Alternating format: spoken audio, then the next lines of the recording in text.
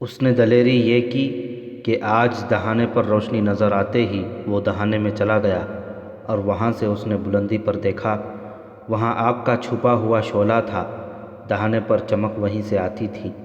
مہدی الحسن کو دو واقعات یاد آ گئے۔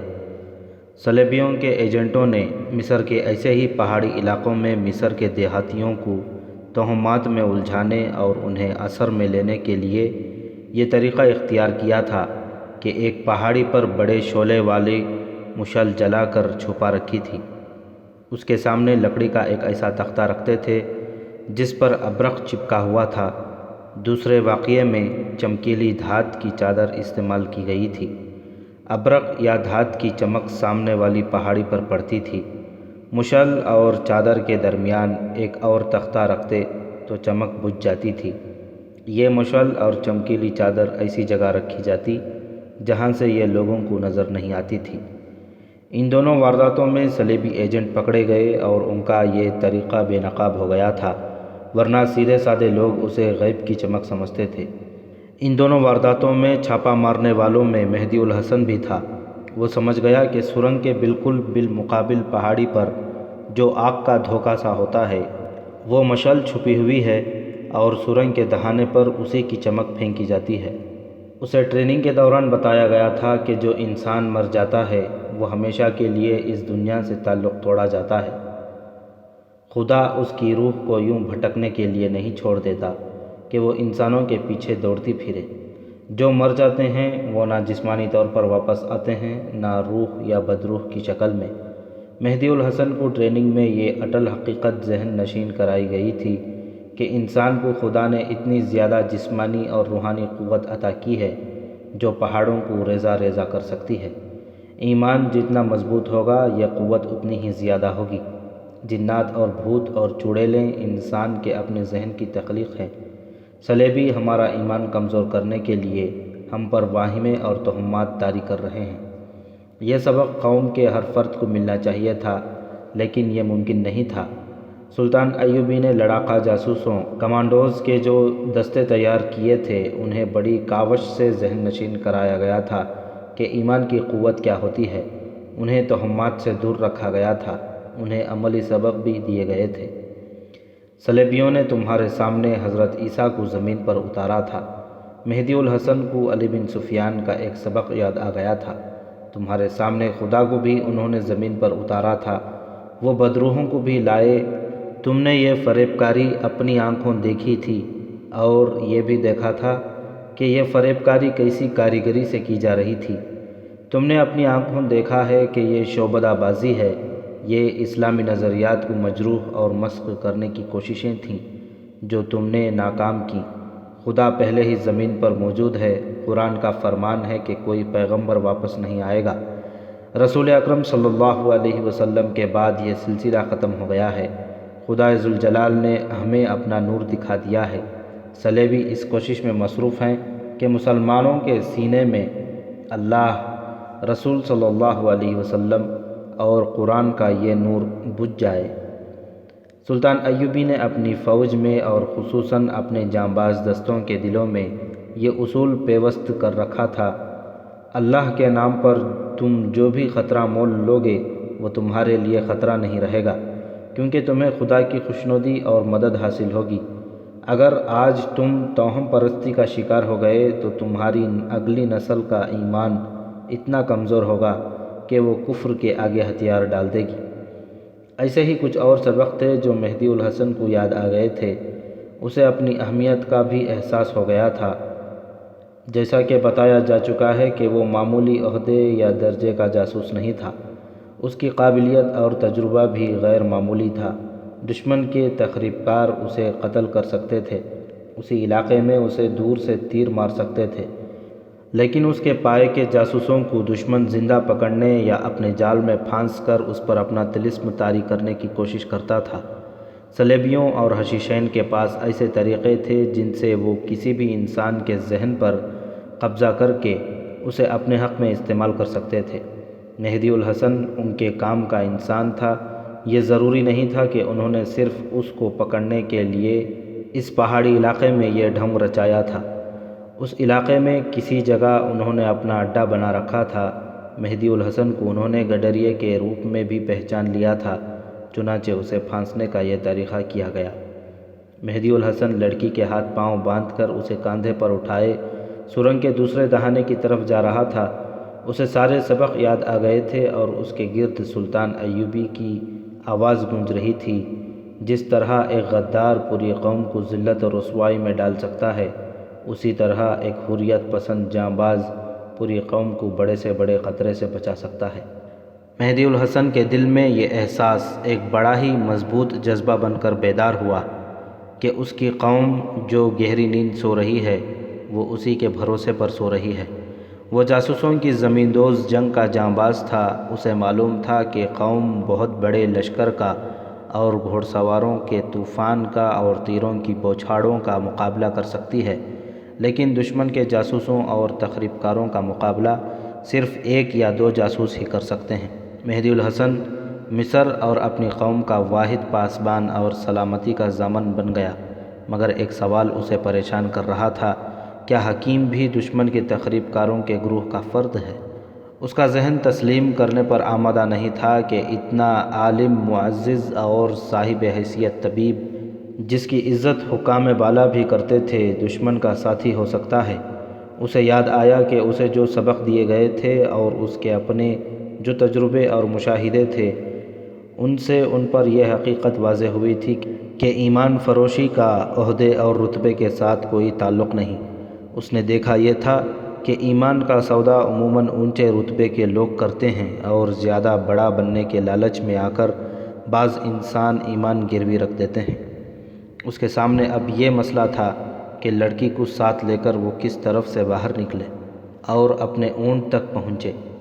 لڑکی سے وہ اس لیے رہنما نہیں لینا چاہتا تھا کہ وہ اسے غلط راستے پر ڈال کر کسی اور جال میں پھانس سکتی تھی۔ وہ جس راستے سے آیا تھا اس راستے کو وہ اب مسدود سمجھتا تھا۔ روشنی پھینکنے والوں نے دہانے پر 2-3 بار روشنی پھینکی تھی، مگر لڑکی کو مہدی الحسن نے سرنگ میں دبوچ رکھا تھا۔ لڑکی کی وہ آواز بھی بند ہو گئی تھی جو مہدی الحسن کو بدروح کا تاثر دیتی تھی۔ ان حالات میں اسے یہ خطرہ نظر آ رہا تھا کہ ادھر اس گروہ کے آدمی نیچے اتر آئے ہوں گے۔ سرنگ کی دوسری طرف اسے معلوم نہیں تھا کہ کسی طرف سے باہر جانے کا راستہ ہے یا نہیں۔ وہ لڑکی کو اٹھائے سرنگ سے باہر نکل گیا۔ ایک طرف دہانے سے کچھ دور جا کر اس نے لڑکی کو زمین پر بٹھا دیا اور اس کے منہ سے پٹی کھول کر کہا، کیا تم بتاؤ گی کہ میں کس طرف سے جاؤں جدھر تمہارا کوئی آدمی نہ ہو؟ اگر اکیلے جاؤ تو بتا سکتی ہوں۔ تم میرے ساتھ چلو گی؟ مہدی الحسن نے کہا، مجھے پھانسنے کی کوشش کرو گی تو میں اپنے آپ کو زندہ نہیں رہنے دوں گا، نہ تمہیں زندہ چھوڑوں گا۔ میں تمہیں وہ راز بتا دوں جو تم جاننا چاہتے ہو تو اکیلے چلے جاؤ گے؟ میں وہ راز جان چکا ہوں، مہدی الحسن نے کہا، مجھے راستہ بتاؤ، مجھے صرف ایک بار روشنی میں دیکھ لو۔ لڑکی نے کہا، پھر مجھے اپنا سمجھنا، ایک بار میرے ساتھ چلے چلو، میں تمہیں دھوکہ نہیں دے رہی۔ لڑکی نے مہدی الحسن کی مردانگی کو بھڑکانے کے جتن کیے، زر و جواہرات کے لالچ بھی دیے، مگر اسے راستہ نہ بتایا۔ مہدی الحسن نے پٹی سے اس کا منہ بند کر دیا اور خود ہی ایک محفوظ راستہ سوچ لیا۔ یہ راستہ پہاڑیوں کے اوپر تھا۔ اس نے لڑکی کو وہیں بیٹھے رہنے دیا اور اوپر چڑھنے لگا۔ نیچے کسی کی آواز سن کر وہ وہیں دبک گیا۔ کوئی مرد اس لڑکی کو پکار رہا تھا۔ مہدی الحسن آہستہ آہستہ نیچے آ گیا اور لڑکی کے قریب ایک بڑے پتھر کے پیچھے چھپ کر بیٹھ گیا۔ اس آدمی نے لڑکی کو شاید دیکھ لیا تھا۔ تم بولتی کیوں نہیں؟ اس آدمی نے پوچھا اور اوپر آنے لگا۔ لڑکی کا منہ بند تھا۔ وہ آدمی اس کے قریب آ بیٹھا اور بولا، کیا ہوا ہے تمہیں؟ ادھر نہیں گئی؟ مہدی الحسن اس کے عقب میں تھا، فاصلہ 2-4 قدم تھا۔ اس نے اٹھ کر اس آدمی کی پیٹھ میں خنجر کا بھرپور وار کیا، فوراً بعد دوسرا وار کیا۔ جوان آدمی کے دونوں وار دور تک اتر گئے۔ اس آدمی کی آواز بھی نہ نکلی۔ مہدی الحسن نے اسے گھسیٹ کر اس پتھر کے نیچے پھینک دیا جس کے پیچھے وہ چھپا تھا۔ اس نے لڑکی کو کندھے پر ڈالا اور پہاڑی پر چڑھ گیا۔ یہ کوئی اونچی پہاڑی نہیں تھی، اوپر سے چوڑی تھی۔ وہ اس پر چلنے لگا۔ اس کے لیے آسان طریقہ یہ تھا کہ رات بھر کہیں چھپا رہتا اور دن کی روشنی میں نکل جاتا، لیکن اس کی کوشش یہ تھی کہ بہت جلد قاہرہ پہنچ جائے تاکہ حکیم کی گرفتاری اور اس علاقے کو محاصرے میں لینے کا انتظام صبح سے پہلے ہو جائے۔ اس نے ادھر ادھر دیکھا جہاں مشعل کی روشنی تھی۔ اب چونکہ وہ خود بلندی پر تھا، اس لیے اسے بالمقابل بلندی پر مشعل صاف نظر آ رہی تھی۔ ایک آدمی دونوں ہاتھوں میں آئینے کی طرح چمکتی چادر، دھات کی یا ابرق کی اٹھائے ادھر ادھر عکس مار رہا تھا۔ اس کے ساتھ ایک اور آدمی تھا۔ مہدی الحسن کے لیے اوپر آؤٹ تھی۔ وہ اس کی مدد سے روشنی سے بچتا آگے ہی آگے بڑھتا گیا، حتیٰ کہ مشعل اس کی نظروں سے اوجھل ہو گئی۔ اسی پہاڑی خطے میں دور اندر جہاں تک کوئی مسافر اور کوئی گڈریا نہیں پہنچ سکتا تھا، ایک پہاڑی کے دامن میں غار کا تنگ سا دہانہ تھا۔ اس کے پیچھے غار اتنا وسیع تھا جو غار نہیں بلکہ بہت ہی کشادہ کمرہ تھا۔ اس میں بہت سے آدمی بیٹھے تھے، 2 لڑکیاں بھی تھیں۔ اب تک اسے واپس آ جانا چاہیے تھا، ایک آدمی نے کہا۔ آ جائے گی، ایک اور نے کہا۔ یہاں کون سا خطرہ ہے، آج وہ اسے لے کے ہی آئے گی۔ آدمی کام کا ہے، ایک نے کہا۔ کمبخت بہت تجربے کار ہے، ہم اسے تیار کر لیں گے۔ اتنے میں ایک اور آدمی دوڑتا اندر آیا اور بولا، گوپل مرا پڑا ہے اور لڑکی کا کچھ پتہ نہیں چل رہا کہ کہاں ہے۔ گوپل کو خنجروں سے ہلاک کیا گیا ہے۔ وہ مہدی الحسن کہاں ہے؟ کسی نے پوچھا۔ کہیں نظر نہیں آ رہا، اسے جواب ملا۔ اس کا اونٹ یہیں ہے، وہ خود کہیں نظر نہیں آ رہا۔ سب باہر کو 2 مشعلیں اٹھا کر دوڑ پڑے اور سرنگ کے دہانے تک گئے۔ وہاں ان کے ساتھی کی لاش پڑی تھی۔ سرنگ میں جا کر دیکھا، لڑکی کا کفن پڑا تھا۔ اس کے لیڈر نے سب سے کہا کہ 2 آدمی باہر چلے جاؤ، اگر باہر سے کوئی خطرہ آئے تو اطلاع دو، اگر وہ نظر آئے تو اسے پکڑ لو، مقابلہ کرے تو مار ڈالو، اور باقی آدمی پھیل جاؤ، وہ یہیں کہیں ہوگا، اگر وہ صبح تک نہ ملے تو یہاں سے نکلو۔ اس وقت مہدی الحسن لڑکی کو کندھے پر اٹھائے ایک مشکل میں پھنسا ہوا تھا۔ وہ سرنگ والی پہاڑی سے دور نکل گیا تھا۔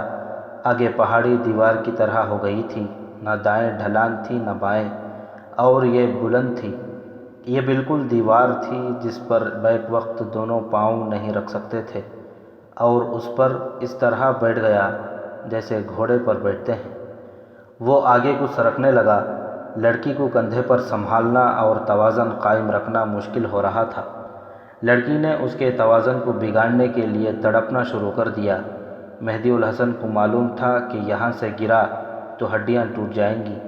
اس سے اس نے اندازہ لگایا کہ یہاں جو بھید ہے وہ اتنا قیمتی اور نازک ہے کہ یہ لڑکی اسے چھپائے رکھنے کی خاطر مہدی الحسن کو اپنے ساتھ گرا کر خود بھی مرنے کی کوشش کر رہی ہے۔ یہ دیوار ختم ہونے میں نہیں آ رہی تھی اور لڑکی اس سے سنبھل نہیں رہی تھی۔ ادھر لڑکی کے گروہ کے آدمی تلاش اور تعاقب میں پھیل گئے۔ ان کے لیے یہ زندگی اور موت کا سوال تھا۔ تخریب کاری کے اڈے کا پکڑے جانا ان کی شکست تھی، اور ان میں سے جنہیں پکڑے جانا تھا ان کے لیے بڑی ہی اذیت ناک موت تھی۔ مہدی الحسن نے لڑکی کے گرد بازو اس قدر زور سے لپیٹ لیا کہ اس کی پسلیاں ٹوٹنے لگیں۔ وہ تو اپنی روح کی بھی طاقت استعمال کر رہا تھا۔ آخر یہی طاقت اسے دیوار سے گزار لے گئی۔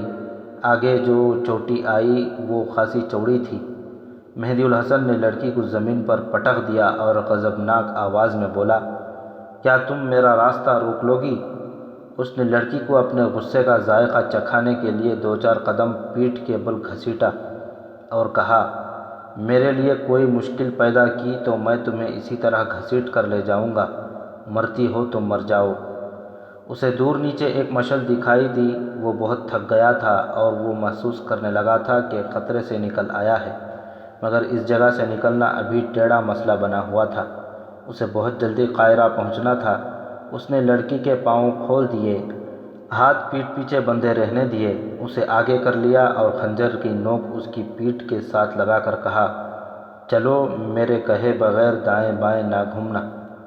تعاقب میں جو آدمی نکلے تھے وہ سرنگ میں اور اس کے ارد گرد وادیوں میں گھوم پھر رہے تھے۔ 2 آدمی اس جگہ جا کھڑے ہوئے جہاں سے مہدی الحسن اندر آتا جاتا تھا۔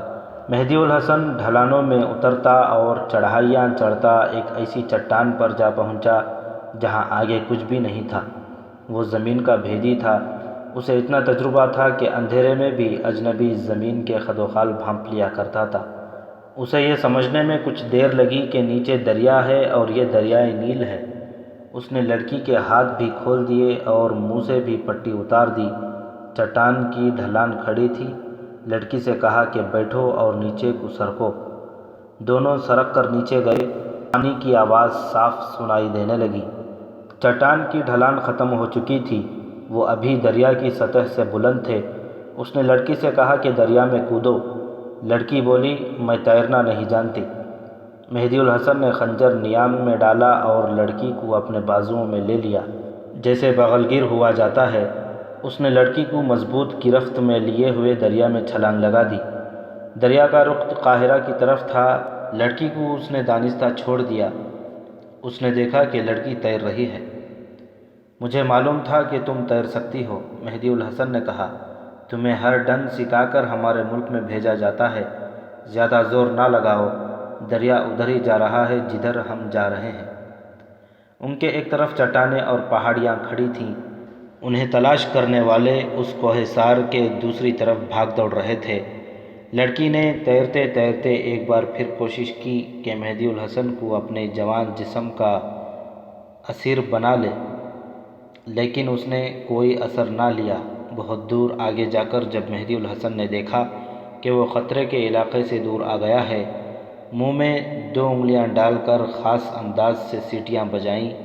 وہ تیرتا بھی گیا اور وقفے وقفے سے سیٹیاں بھی بجاتا گیا۔ تھوڑی دیر بعد اسے دور سے ایسی ہی سیٹی سنائی دی، پھر سیٹیوں کا تبادلہ ہوا۔ ایک کشتی ان کے قریب آ گئی۔ مہدی الحسن کو معلوم تھا کہ جس طرح سرحد پر گشتی سنتری گھومتے پھرتے رہتے ہیں، اسی طرح دریا میں بھی گشتی پہرا ہوتا ہے۔ خطرے کے وقت ایک دوسرے کو بلانے کے لیے وہ منہ سے اسی طرح سیٹی بجایا کرتے تھے۔ یہ کشتی گشتی سنتریوں کی تھی۔ مہدی الحسن نے اپنا تعارف کرایا۔ سنتریوں نے اسے اور لڑکی کو کشتی میں بٹھا لیا۔ علی بن سفیان گہری نیند سویا ہوا تھا۔ اسے ملازم نے جگایا اور بتایا کہ مہدی الحسن نام کا ایک آدمی ایک لڑکی کو ساتھ لے کے آیا ہے۔ مہدی الحسن کا نام ہی کافی تھا۔ علی بن سفیان اچک کر اٹھا اور باہر کو دوڑا۔ مہدی الحسن اور لڑکی کے کپڑوں سے پانی ٹپک رہا تھا۔ دونوں کو کمرے میں بٹھایا۔ قندیل جل رہی تھی۔ مہدی الحسن نے پہلی بار لڑکی کا چہرہ دیکھا اور سوچا کہ لڑکی نے ٹھیک کہا تھا کہ مجھے روشنی میں دیکھو تو سب کچھ بھول جاؤ گے۔ مہدی الحسن نے حکیم کا نام لے کر کہا، اس کے گھر پر فوراً چھاپا مارے۔ مہدی، علی بن سفیان نے حیرت زدہ ہو کر پوچھا، کس کی بات کر رہے ہو؟ کیا ایمان فروشی کوئی نئی خبر ہے؟ مہدی الحسن نے کہا اور لڑکی سے پوچھا، حکیم تمہارا ساتھی ہے نا؟ یہاں جھوٹ بولو گی تو انجام بڑا ہی بھیانک ہوگا۔ لڑکی نے سر جھکا لیا۔ علی بن سفیان نے اس کے بھیگے ہوئے سر پر ہاتھ رکھ کر کہا، یہاں تمہارے ساتھ وہ سلوک نہیں ہوگا جو تم سوچ رہی ہو۔ تمہارے حسن اور جوانی کے لیے ہم پتھر ہیں، اور جب ہم بے بس عورت کی عزت کرنے پر آتے ہیں تو ہم ریشم کی طرح ملائم اور نرم ہیں۔ حکیم تمہارا ساتھی ہے؟ لڑکی نے اس بات میں سر ہلایا۔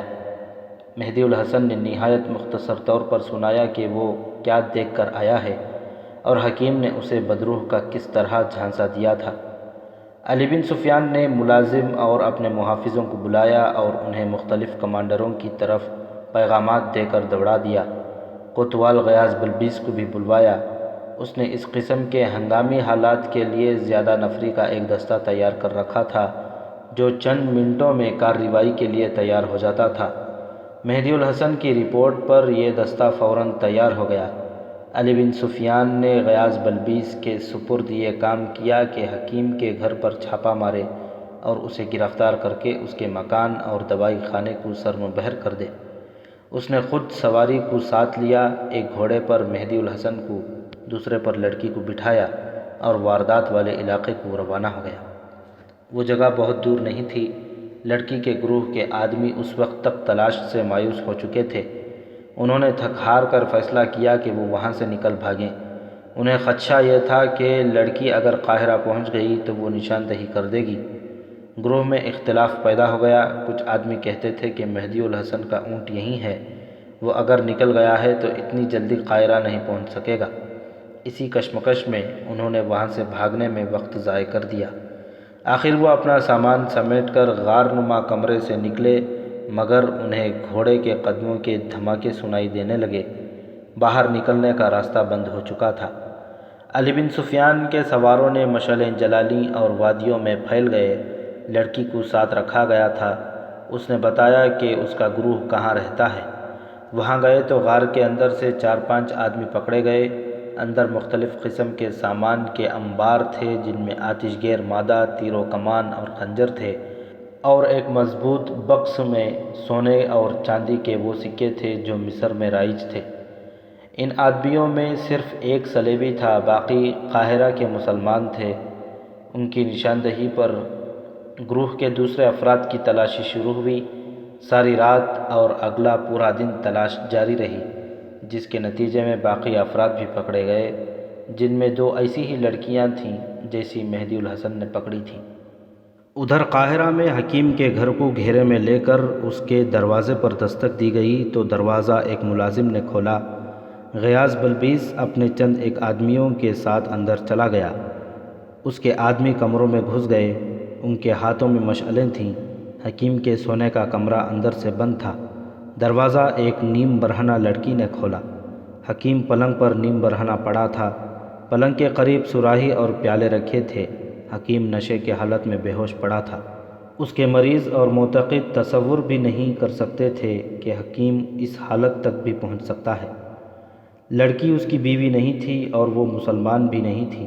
یہ صلیبیوں کا بھیجا ہوا تحفہ تھا، اور اس کے گھر سے جو دولت برآمد ہوئی وہ یقیناً حکمت کی آمدنی نہیں تھی۔ حکیم اس وقت ہوش میں آیا جب وہ قید خانے کے تہ خانے میں بندھا ہوا تھا۔ غیاث بلبیس کو اطلاع دی گئی کہ حکیم بیدار ہو گیا ہے۔ وہ حکیم کے پاس گیا اور اسے کہا کہ وہ اب کچھ بھی چھپانے کی کوشش نہ کرے۔ ذرا سی پس و پیش کے بعد اس نے اپنے جرم کا اعتراف کر لیا۔ اس نے 2 نائب سالاروں کے نام لے کر بتایا کہ وہ مصر میں سلطان ایوبی کا تختہ الٹنا چاہتے تھے۔ یہ گروہ صلیبیوں نے تیار کیا تھا۔ حکیم کو یہ لڑکی تحفے کے طور پر اور بے انداز رقم دے کر اس گروہ میں شامل کیا گیا تھا۔ اس کی یہ شرط بھی مان لی گئی تھی کہ نئی حکومت میں اسے وزارت کے درجے کا عہدہ دیا جائے گا۔ حکیم چونکہ بڑے بڑے افسروں میں بھی مقبول تھا اور وہ قابل حکیم بھی تھا، اس لیے اس کی ہر بات برحق مانی جاتی تھی۔ اس مقبولیت اور اثر و رسوخ سے یہ فائدہ اٹھاتا رہا کہ سلطان ایوبی کے خلاف نفرت پھیلاتا رہا۔ قاہرہ میں جو تخریب کاری کے واقعات ہوئے تھے، ان میں حکیم ذمہ داری سے ملوث تھا۔ اس نے اپنی حیثیت اور مقبولیت سے یہ فائدہ بھی اٹھایا کہ علی بن سفیان کے بعض جاسوسوں کو پہچان لیا تھا۔ ان میں مہدی الحسن بھی تھا، جو اس پہاڑی علاقے میں جانے لگا جس میں تخریب کاروں کا اڈہ تھا۔ پہلے یہ فیصلہ کیا گیا کہ اسے قتل کر دیا جائے۔ حکیم نے اسے دیکھ لیا۔ اتفاق سے حکیم نے مہدی الحسن کے متعلق بھی معلوم کر رکھا تھا کہ قابل اور جرأت مند جاسوس ہے۔ حکیم نے فیصلہ کیا کہ اتنے تجربہ کار آدمی کو قتل کرنے کے بجائے ایسے طریقے سے اپنے جال میں پھانسا جائے کہ وہ اس گروہ کے لیے کام کرے۔ گروہ کے پاس ایسے طریقے موجود تھے۔ وہ چند ایک مصری جاسوسوں کو اپنے ہاتھ میں لے کر استعمال کر رہے تھے۔ علی بن سفیان کا شعبہ انہیں اپنے دیانتدار جاسوس سمجھتا تھا۔ حکیم نے مہدی الحسن کو پھانسنے کا یہ طریقہ اختیار کیا جو سنایا جا چکا ہے۔ اسے پورا یقین تھا کہ مہدی الحسن اتنی حسین بدروح کے جھانسے میں آ جائے گا۔ آگے حشیشین اور صلیبی ماہرین اس کے ذہن کو اپنے قبضے میں لے لیں گے۔ یہ کوئی مشکل کام نہیں تھا، اور جو طریقہ اختیار کیا گیا تھا وہ کوئی عجوبہ نہیں تھا۔ یہ ایک عام طریقہ تھا۔ یہ طریقہ اور یہ شعبدہ بازی صرف ان پر کامیاب نہیں ہوتی تھی جن کا ایمان مضبوط ہوتا تھا۔ مہدی الحسن انہی ایمان والوں میں سے تھا۔ جو 2 کمانڈر پر اسرار طور پر مر گئے تھے، ان کے متعلق حکیم نے بتایا کہ انہیں قتل کیا گیا تھا۔ دونوں کو حکیم نے وہ زہر دیا تھا جس سے ذرہ بھر تلخی محسوس نہیں ہوتی تھی۔ انسان اپنے اندر کوئی تکلیف یا تبدیلی محسوس نہیں کرتا تھا اور 12 گھنٹوں بعد اچانک مر جاتا تھا۔ ان دونوں کو قتل کرنے کی ضرورت یہ پیش آئی تھی کہ سلطان ایوبی اور اس کی حکومت کے وفادار تھے، دیندار مسلمان تھے، انہیں خریدنے کی کوشش کی گئی تھی، مگر وہ ایمان بیچنے کے بجائے ایمان خریدنے والوں کے لیے خطرہ بن گئے تھے۔ حکیم پہلے ان میں سے ایک کو اس طرح ملا جیسے اتفاقیہ آمنا سامنا ہو گیا ہو۔ باتوں باتوں میں حکیم نے اسے کسی بیماری کے وہم میں مبتلا کیا اور دوائی خانے میں بلا کر اسے دوائی کے بہانے زہر دے دیا، جو حشیشین کی ایجاد تھی۔ چند دنوں بعد دوسرے کمانڈر کے ساتھ بھی حکیم نے ایسی ہی اتفاقیہ ملاقات کی اور اسے بھی کسی خفیہ بیماری کے وہم میں ڈال کر زہر دے دیا۔ حکیم نے یہ انکشافات از خود ہی نہیں کر دیے تھے، اس کی زبان تہخانے کی اذیتوں نے کھلوائی تھی۔ اس نے بتایا کہ فوج میں ایک طرف تو بے اطمینانی پھیلائی جا رہی ہے اور دوسری طرف اس میں نشے اور جنسی لذت پرستی کی عادت پیدا کی جا رہی ہے۔ فوجی افسروں کو حکومت کے خلاف کیا جا رہا ہے اور جو مضبوط جذبے والے ہیں انہیں پراسرار طریقے سے قتل کرنے کا سلسلہ شروع کر دیا گیا ہے۔ سوڈان کی فوج عنقریب مصر کی سرحدوں چوکیوں پر حملوں کا سلسلہ شروع کرنے والی ہے۔ اس سلسلے کی نگرانی اور قیادت صلیبی کریں گے۔ سرحدی دیہات کے لوگوں کو سوڈانی اپنے زیر اثر لیں گے۔ علی بن سفیان اور غیاث بلبیس نے مصر کے قائم مقام امیر العادل کو ان گرفتاریوں، تفتیش اور انکشافات سے باخبر رکھا، لیکن اور کسی کو اس راز میں شریک نہیں کیا گیا۔ حکیم اور اس کے دوسرے ساتھیوں نے جن نائب سالاروں اور دیگر عہدوں کے افراد کے نام بتائے تھے انہیں گرفتار کرنا ضروری تھا، لیکن العادل سلطان ایوبی کا بھائی گھبرا گیا۔ اس نے اس راز کو راز ہی رکھنے کا حکم دیا اور کہا، یہ صورتحال اتنی نازک ہے کہ اسے سلطان ایوبی خود ہی آ کر سنبھالے تو زیادہ بہتر ہے۔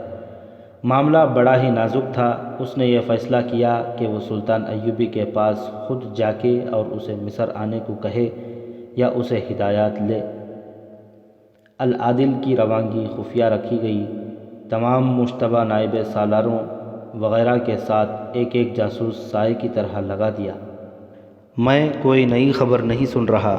شام میں حلب کے قریب اپنے ہیڈ کوارٹر میں العادل سے ساری بات سن کر سلطان ایوبی نے کہا، میں کہہ نہیں سکتا کہ قوم میں ایمان فروشی کا جو مرض پیدا ہو گیا ہے اس کا کیا علاج ہوگا۔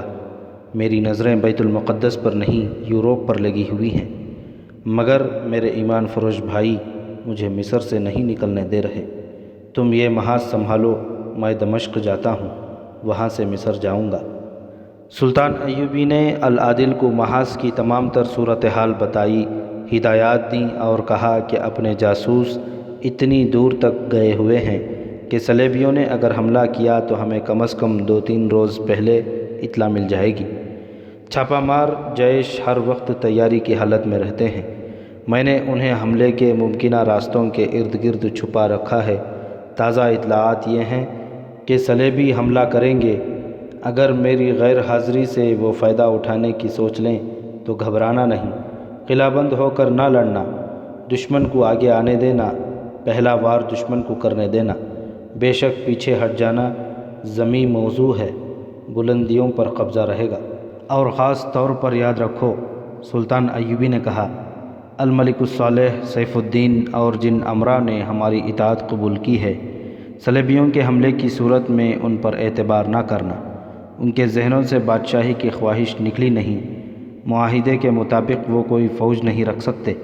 میں نے ان کے اندر تک جاسوس بھیج دیے ہیں اور میں نے زندگی میں پہلی بار اپنے اصول کے خلاف یہ انتظام کر دیا ہے کہ ہمارے یہ مسلمان بھائی ذرا سی بھی مخالفانہ حرکت کریں تو انہیں قتل کر دیا جائے۔ قاضی بہاؤالدین شداد نے اپنی یادداشتوں میں ربیع الاول 572 ہجری ستمبر 1176 عیسوی کا مہینہ لکھا ہے جب سلطان صلاح الدین ایوبی العادل کو محاذ پر چھوڑ کر دمشق گیا۔ اس کا ایک اور بھائی شمس الدولہ توران شاہ یمن سے واپس آ چکا تھا۔ یمن میں بھی صلیبی اثرات پیدا ہو گئے تھے اور وہاں کے مسلمان سلطنت اسلامیہ کے خلاف باغی ہو رہے تھے۔ سلطان ایوبی نے وہاں شمس الدولہ کو بھیجا تھا جو کامیاب لوٹا تھا۔ سلطان ایوبی نے اسے دمشق کا گورنر مقرر کیا اور اکتوبر 1176 میں مصر کو روانہ ہو گیا۔ قاہرہ پہنچتے ہی اس نے تمام مشتبہ افراد کو کسی کے عہدے کا لحاظ کیے بغیر گرفتار کرنے کا حکم دے دیا۔ ان کی گرفتاری کے اگلے روز اس نے وہ تمام سونا اور خزانہ پریڈ کے میدان میں رکھوایا جو غار سے برآمد ہوا تھا۔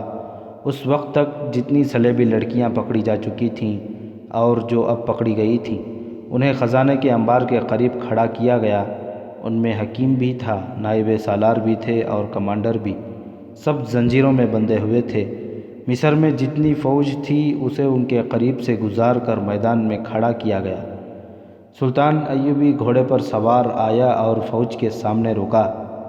مجھے بتایا گیا ہے کہ تمہیں حکومت کے خلاف اکسایا جا رہا ہے، سلطان ایوبی نے بلند اور گرجدار آواز میں کہا۔ اگر تم میں سے کوئی مجھے یہ یقین دلا دے کہ وہ اسلام کی عظمت اور رسول خدا صلی اللہ علیہ وسلم کی محبت کی خاطر تمہیں میرے خلاف اور میری حکومت کے خلاف بھڑکا رہا ہے، اور وہ قبلہ اول کو کفار سے آزاد کرانے کا عزم رکھتا ہے، اور وہ اسپین پر حملہ کر کے اس ملک کو ایک بار پھر سلطنت اسلامیہ کا عزم کیے ہوئے ہے، تو وہ سامنے آئے، میری تلوار لے لے اور میرے گھوڑے پر سوار ہو جائے، میں اس کے حق میں سلطانی سے دستبردار ہوتا ہوں۔ ہر طرف سناٹا طاری ہو گیا۔ سلطان ایوبی پیچھے کو مڑا اور ملزموں سے کہا، میری جگہ لینے والا تم میں ہے؟ وہ کون ہے؟ آگے آؤ۔ رب کعبہ کی قسم، میں سچے دل سے اپنی حکومت اس کے حوالے کر دوں گا اور خود اس کے حکم کا پابند رہوں گا۔ خاموشی، گہرا سکوت۔ اللہ کے شیروں، سلطان ایوبی فوج سے مخاطب ہوا، تمہیں بغاوت پر نہ اسلام کی عظمت کے لیے اکسایا جا رہا ہے، نہ رسول صلی اللہ علیہ وسلم کے نام مقدس کی خاطر۔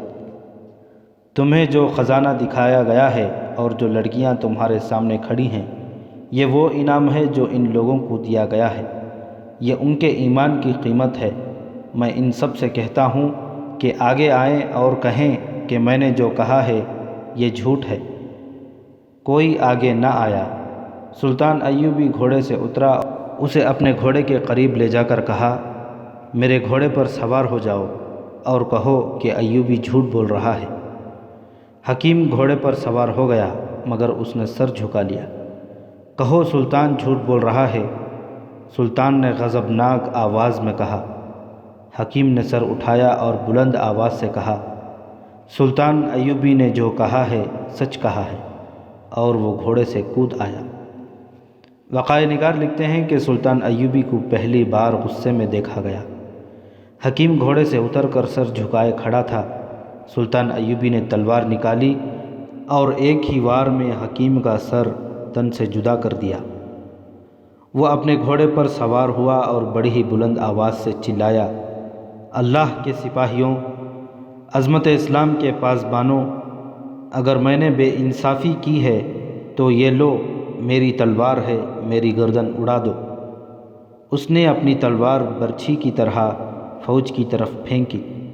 تلوار کی نوک زمین پر گڑ گئی اور تلوار جھولنے لگی۔ سب سے آگے والا سالار گھوڑے سے کود کر اترا، تلوار زمین سے اٹھا کر اور دونوں ہاتھوں پر رکھ کر سلطان کو پیش کی اور کہا، سلطان، اتنا جذباتی ہونے کی ضرورت نہیں۔ فوج میں اتنا شور اٹھا کہ سالار کی آواز دب گئی۔ فوج ملزموں کے خلاف بھڑک اٹھی تھی۔ سلطان ایوبی نے ہاتھ اوپر کر کے فوج کو خاموش کیا اور تخریب کاروں کے جرائم سنائے۔ اسی روز سلطان ایوبی نے سوڈان کو اپنا ایلچی اس تحریری پیغام کے ساتھ روانہ کر دیا کہ اگر سوڈان کی فوج نے مصر کی سرحد پر ذرا سی بھی بدامنی پیدا کی تو اسے مصر پر حملے کا تصور کیا جائے گا، اور اس کے جواب میں ہم سوڈان پر حملہ کرنے میں حق بجانب اور آزاد ہوں گے، اور ہم سوڈان پر اسلامی پرچم لہرا کر دم لیں گے۔